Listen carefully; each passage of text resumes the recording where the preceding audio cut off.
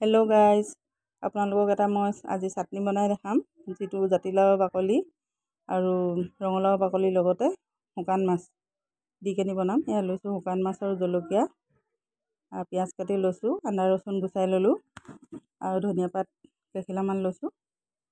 সেইখিনি মই গুচোৱাখিনি সেই আদা আৰু ৰচুন পিচি ল'ম। লগত যিখিনি বাকলি আছিলে জাতিলাও ৰঙালাও সেইবিলাক সৰু সৰু মিহিকৈ কাটি ল'ম, যাতে মিক্সিত মাৰোঁতে সুবিধা হয়। এয়া কাটি লৈছোঁ, গোটেইখিনি কাটি লোৱা হ'ল। এতিয়া মই মিক্সিত মাৰিলোঁ।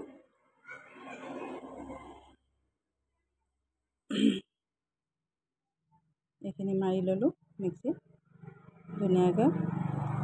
তাতে মই শুকান জলকীয়াকেইটা পিচি ল'ম। এয়া পিচি আনিলোঁ। এই শুকান মাছখিনিও পিচি থৈছোঁ, ছাইডত আছে, সেইখিনি দেখুওৱা নহ'ল বাৰু। তাৰপিছত এতিয়া এইফালে কেৰাহীত তেল গৰম কৰি ল'লোঁ। তেলখিনি গৰম হ'বলৈ দিব। ইয়াত মই ক'লা জিৰা দিছোঁ, পিঁয়াজখিনি দি দিলোঁ। পিঁয়াজখিনি অলপমান হিলাই দিব ধুনীয়াকৈ, যাতে ৰঙা হয়। ৰঙা হৈছে আৰু ইয়াত শুকান মাছখিনি দি দিব, পিছা শুকান মাছখিনি।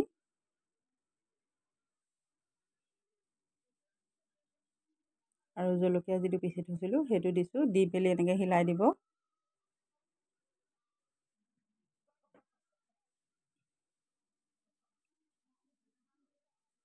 হ'ল ধুনীয়াকৈ হিলোৱা হ'ল বাৰু। এয়া দিম এতিয়া পিচি থোৱা জাতিলাও বাকলিখিনি।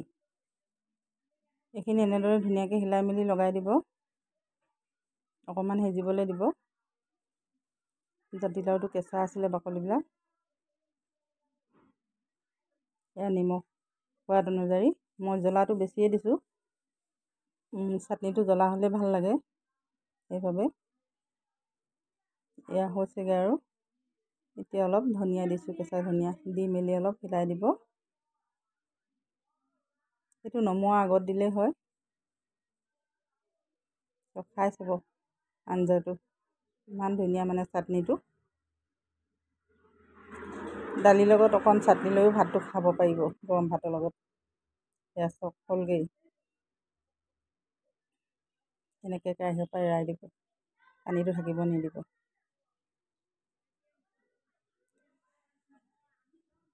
গেছটো নুমুৱাই ল'লোঁ।